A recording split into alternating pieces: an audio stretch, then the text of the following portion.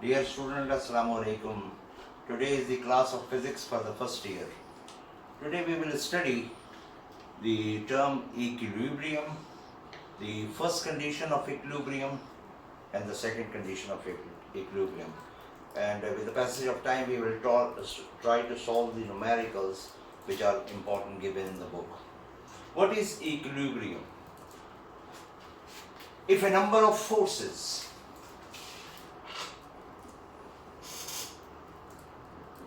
equilibrium, there is a body here.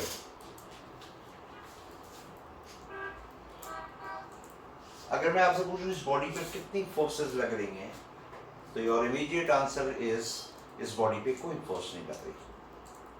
हालांकि इस body पर अभी भी दो फोर्सेस लग रही हैं. एक इसका wait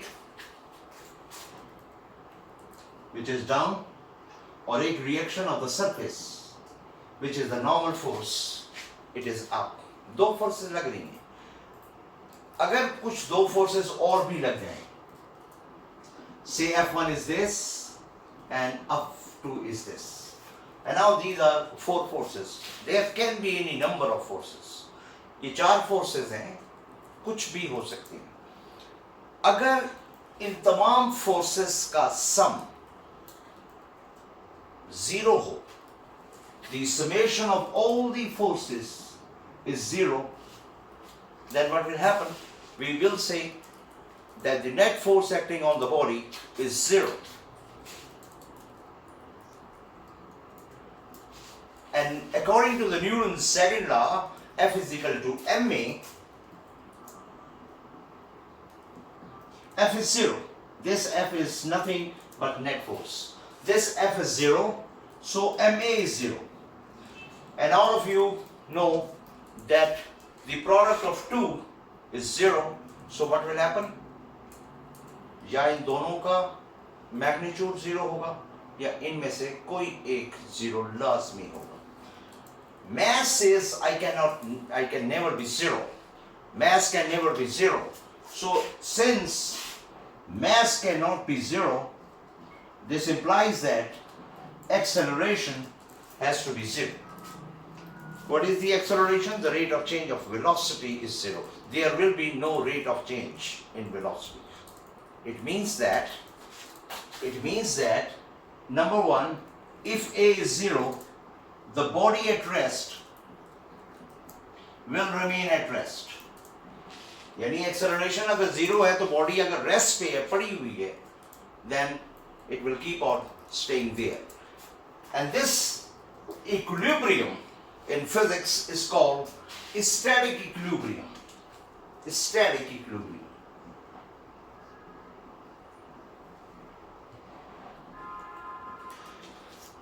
There is another condition, that is A is equal to zero. The body in motion keep its motion uniform.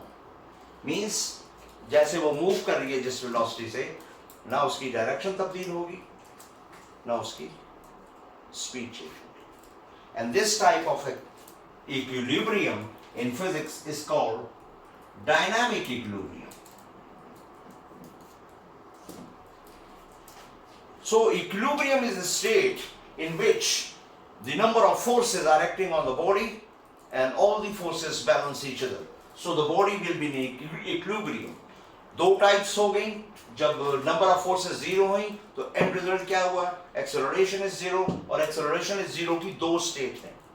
Number one, the body at rest will keep its state of rest for ever and the body in motion will keep its motion uniform as ever.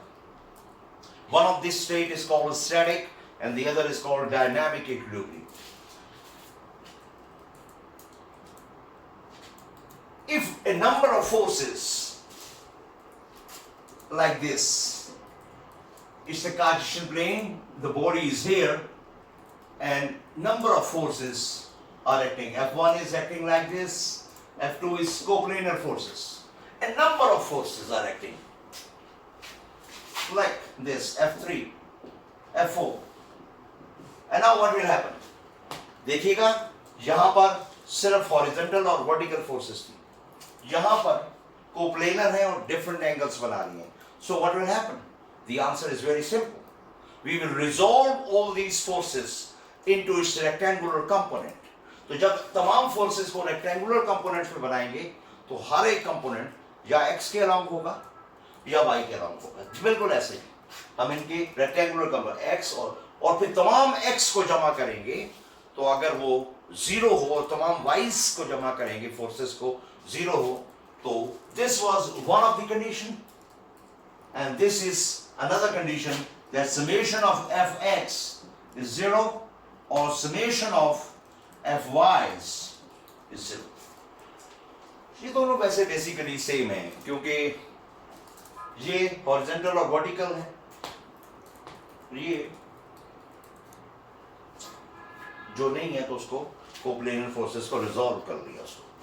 तो basically equilibrium में summation of forces 0. ये acceleration जो 0 है ये याद रखिएगा. ये acceleration जो 0 है ये क्योंकि एंगुलर नहीं है इसको लीनियर एक्सेलरेशन से वैसे तो एक्सेलरेशन है. तो this is the first condition of equilibrium. So what is there?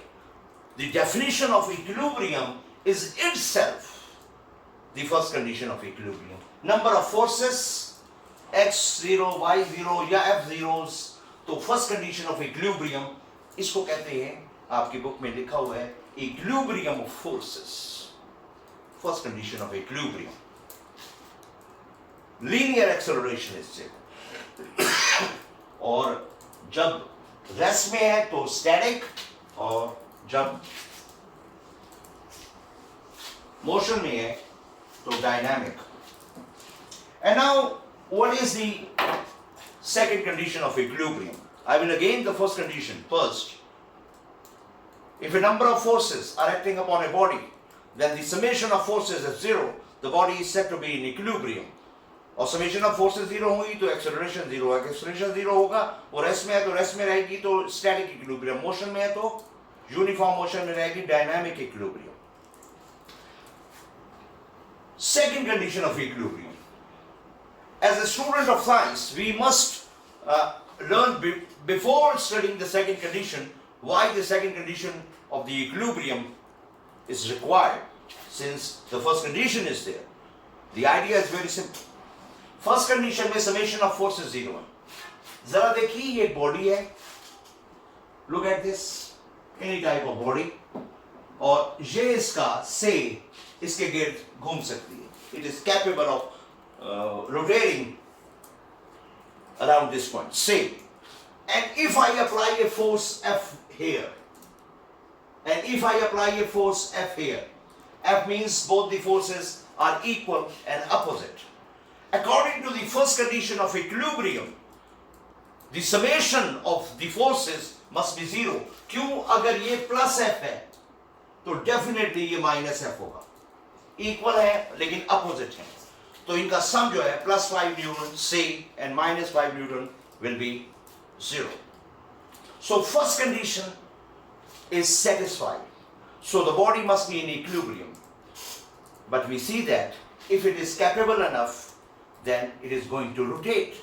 ये देखिए ये अगर इसके गिर्द घूम सकती है तो यहाँ फोर्स और यहाँ फोर्स लगेगी. It will rotate in clockwise और anti clockwise direction depending upon the direction of forces.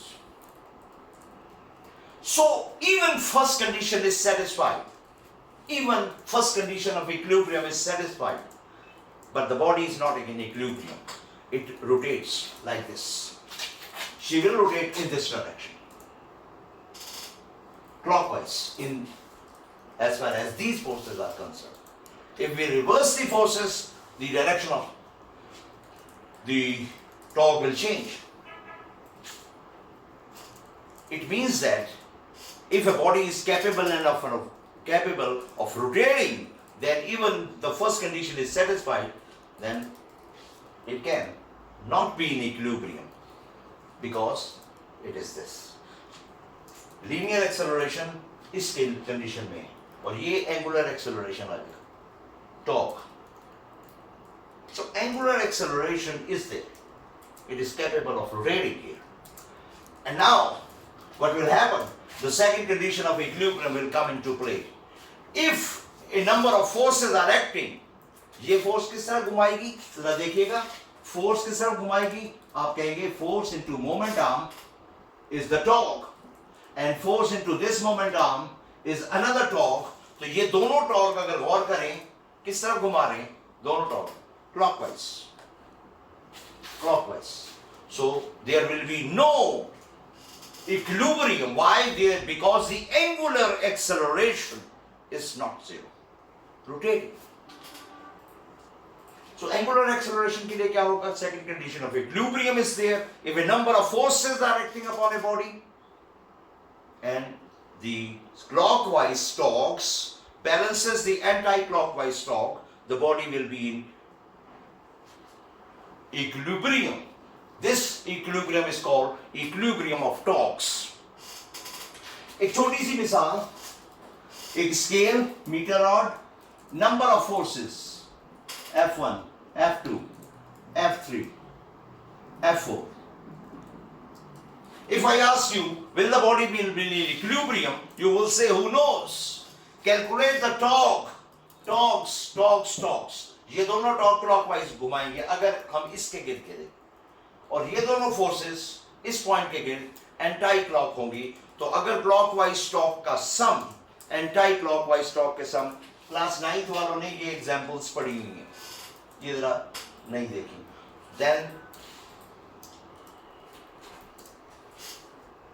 the body will be in equilibrium if the summation of torques is zero. या summation of clockwise torque balances the summation of anti-clockwise torques. जिस तरह यहाँ पर. The first condition of equilibrium relates to the forces, and the second condition of equilibrium relates to the torques. इस case में आपके पास linear acceleration zero होना चाहिए, और इस केस में आपके पास angular acceleration zero होना चाहिए. So these were the brief description of the torques and their conditions. In torques की explanation के लिए, first condition और second condition के लिए, we will study a beautiful example from the book. I hope you will understand this. देखिए, ये एक diving board है. This diving board is there, और ये diving board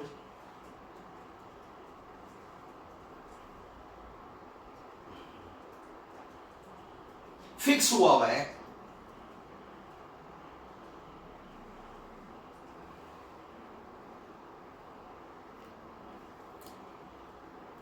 This is Bora, और यहां आदमी खड़ा हुआ है.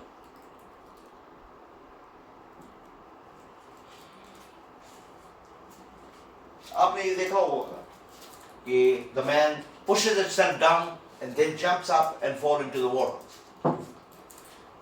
इस फिगर को, अब ये यहां पर इसका अपना वेट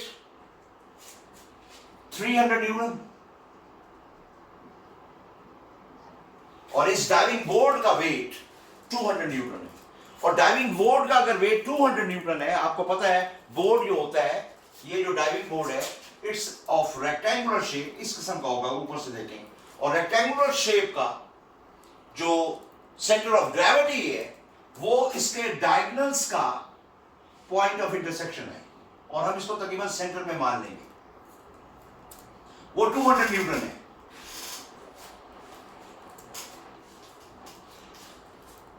ये दो फोर्सेस डाउनवर्ड है, और ये जो दो पेडेस्टल्स हैं, से इनको यहां से जोड़ा गया है ताकि बोर्ड मूव ना करे नट बोल्ट्स के जरिए. यहां से ये दोनों रिएक्शन है, एंड वन सीम्स कि जब ये यहां से जंप लगाएगा, इसको नीचे की तरफ पुश करेगा, तो वेट भी नीचे, इसका अपना भी वेट भी नीचे, तो ये दो रिएक्शन ऊपर की तरफ होंगे.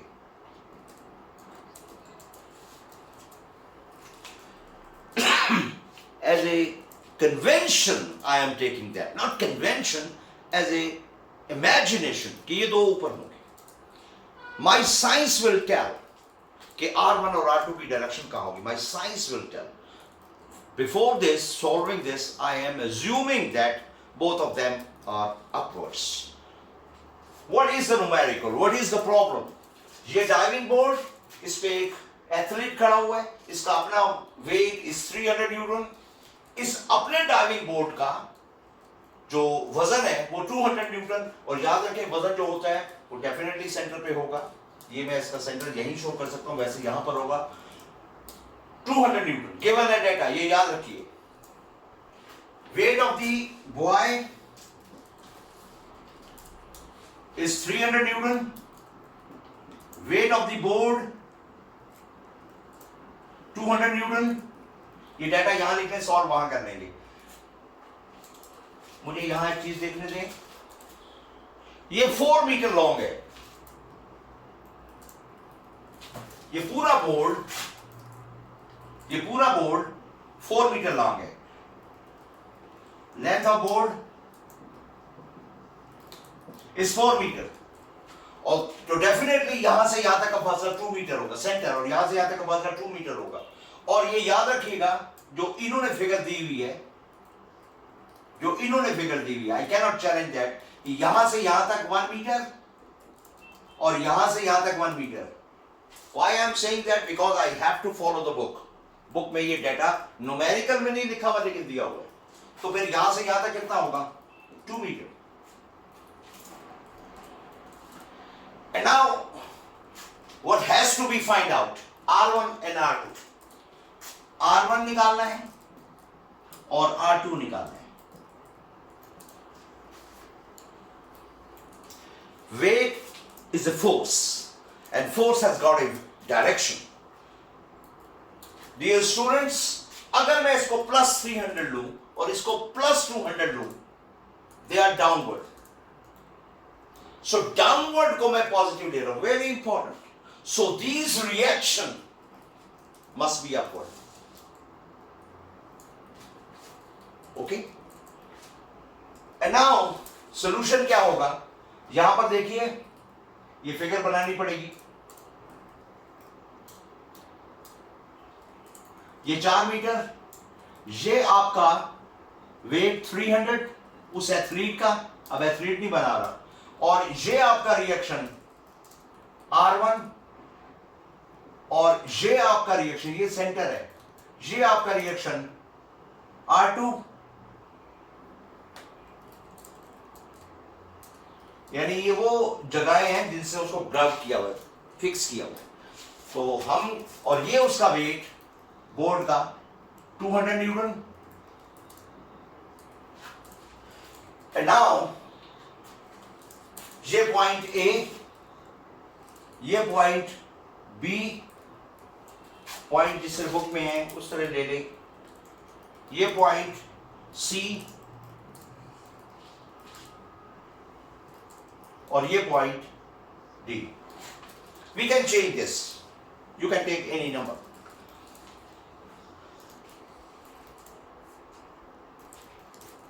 वो जम मार रहा है, पानी में गिर रहा है, जो भी है, हमने ये R1 और R2 निकालने हैं. और याद रखिएगा क्योंकि सिस्टम इंटैक्ट है, कोई फटा नहीं टूट रहा, कोई खुल नहीं रहा, तो the system is in equilibrium.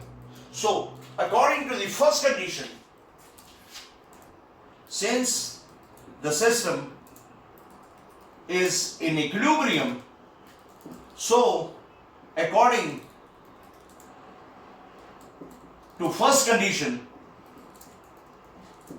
के मुताबिक क्या होगा?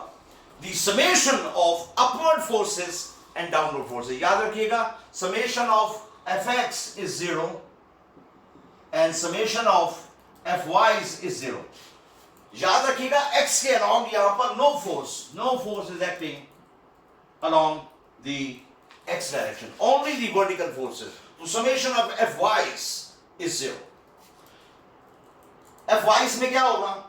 summation, ये जरा देखिएगा, R1 plus R2. summation का मतलब है to add. R1 plus R2, और ये दोनों R1 प्लस R2 अगर मैं लिख रहा हूं तो I am taking them as a positive. ऊपर पॉजिटिव है, क्या ऊपर होगा? ये नेगेटिव कन्वेंशन है. अगर हम इन दोनों को पॉजिटिव ले रहे हैं तो ये क्योंकि फोर्सेस नीचे हैं तो हमें इनको नेगेटिव लेना पड़ेगा. That's all. इनका समेशन 0 होना चाहिए. Plus minus. And now if you solve them, R1 plus R2 minus 500 is this. R1 plus R2 is 500. इसका मतलब बहुत सिंपल है. इसका मतलब बहुत सिंपल है. अब आप समझ जाएंगे कि ये दो फोर्सेस मिलके 500 न्यूटन बनाती हैं, तो इन दो फोर्सेस को मिलके भी 500 न्यूटन बनाना पड़ेगा, क्योंकि अगर ये नहीं बनाएंगी तो बॉडी सिस्टम इक्विलिब्रियम में नहीं आएगा, जबकि सिस्टम इक्विलिब्रियम में है. No mathematician in the world can solve this equation, क्योंकि दो वेरिएबल है, तो दो वेरिएबल को सॉल्व करने के लिए दो इक्वेशन चाहिए. R1 प्लस R2 मुझे नहीं पता ये कितने होंगे, मिलियंस ऑफ पॉसिबिलिटीज. तो how we will solve that? आपको पता है एज ए मैथमेटिक्स स्टूडेंट कि आपको जब दो वेरिएबल्स को सॉल्व करना हो तो यू नीड टू इक्वेशंस. तो one equation is there. How we will find the second equation? याद रखिएगा, सेकंड इक्वेशन के लिए हमें यहां पर इक्विलिब्रियम ऑफ टॉर्क्स लगाना पड़ेगा. टॉर्क्स के लिए आपको पॉइंट ऑफ रोटेशन चाहिए. यहां पर कितने पॉइंट्स हैं? 1 2 3 4. यहां किताब में उसने डी को पॉइंट ऑफ रोटेशन ली है. ये मेरी बात गौर से सुनिएगा. किताब में उसने डी को पॉइंट ऑफ रोटेशन लिया है. Then the question arises, why? The answer is very simple. It is arbitrary. मैं डी से ही सॉल्व करूंगा and I will give you an assignment at home कि आप A, D, C और B सबसे घर में करें, and the answer must be the same. क्योंकि बुक में D है, take D as point of rotation. ये D को point of rotation क्यों कह रहे हैं? Because we are talking about the second condition of equilibrium which relates to the torques. तो second condition के लिए टॉर्क चाहिए, घूमना, और वो हम D ले रहे हैं. अब हर चीज D के गिर्द घूमेगी. जरा देखिए, R1 जब D के गिर्द घूमेगा तो ये R1 जो रिएक्शन है, फोर्स है, क्लॉकवाइज. लुक एट दिस, इसके गिर्द क्लॉकवाइज. R2 नहीं घुमा सकता क्योंकि इसका मोमेंट आर्म 0 है, ये खुद पॉइंट ऑफ रोटेशन से गुजर रहा है. अब ये 9th क्लास नहीं है कि मैं इसको एक्सप्लेन करूं. ये जो फोर्स है 200 न्यूटन, मैंने इसका F2 F1 नाम नहीं रखा, ये 200 न्यूटन डी के गिर्द क्लॉकवाइज, और ये 300 न्यूटन डी के गिर्द क्लॉकवाइज. तो ये तीन टॉर्क्स जो है वो तीनों क्लॉकवाइज है. लुक एट दिस, डी के गिर्द ये क्लॉक, डी के गिर्द ये क्लॉक, डी के गिर्द ये क्लॉक. तो ये तीनों क्लॉकवाइज टॉर्क्स है. एक छोटी सी बात जो आर्टिकल्स में नहीं डिस्कस हुई, कन्वेंशनली क्लॉकवाइज टॉर्क नेगेटिव होता है और एंटी क्लॉकवाइज टॉर्क पॉजिटिव होता है. तो यहां पर जब मैं समेशन ऑफ टॉर्क 0 करूंगा, सॉरी, ये टॉर्क्स टा 0, तो समेशन का मतलब है जिस तरह हमने अपवर्ड और डाउनवर्ड को अपोजिट लिया था, तो यहां पर तीनों टॉर्क्स क्लॉकवाइज है. Look at this 1 2 and 3. तो जब तीनों क्लॉकवाइज हैं तो मैं इनको नेगेटिव लूंगा. टेक्निकली से न्यूमेरिकल वैल्यूज का कोई असर नहीं होता, लेकिन मुझे कन्वेंशनली इसको नेगेटिव लेना पड़ेगा. ये देखिए, इसका टॉर्क क्या होगा, तवज्जो दीजिए. R1 force into moment arm. ये देखिए, ये बुक में है कि ये 1 मीटर है, राइट? ये यहां से यहां तक 1 मीटर है. Into 1, this is the torque. क्या होता है? Force into moment arm. क्योंकि ये नेगेटिव है तो मैं इसको माइनस करूंगा, क्यों क्लॉकवाइज है। इसका जो टॉर्क है 200 का, ये भी नेगेटिव है। 200 इंटू यहां से यहां तक का फासला 1 मीटर। मैं यहां यूनिट्स अवॉइड कर रहा हूं, please let me give this. एक टॉर्क प्लस दूसरा टॉर्क प्लस तीसरा टॉर्क। तीसरा टॉर्क कौन सा है? इसका। ये 300 याद रखिएगा, यहां से यहां तक का 1 मीटर था, लेकिन यहां से यहां तक का 3 मीटर होगा अगर ये लेंथ 4 मीटर है। तो 300 इंटू माइनस 300 इंटू 1, नॉट 1, 3। तो ये 3 टॉर्क्स हैं, इनका समेशन 0 होना चाहिए। वैसे अगर हम मैथमेटिकली करते हैं तो हम नेगेटिव ना लगाते। आप जरा देखिए as a student of maths, negative का कोई असर नहीं होगा, क्योंकि ये R1 हो जाएगा माइनस R1 माइनस 200 माइनस 900।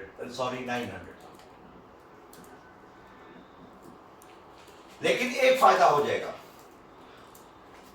क्या आंसर आया? Minus R1 minus 1100 is 0. So what will be your R1? Minus R1 is 1100. जब ये उधर जाएगा पॉजिटिव हो जाएगा। So what will be R1? Wow! Minus 1100 Newton.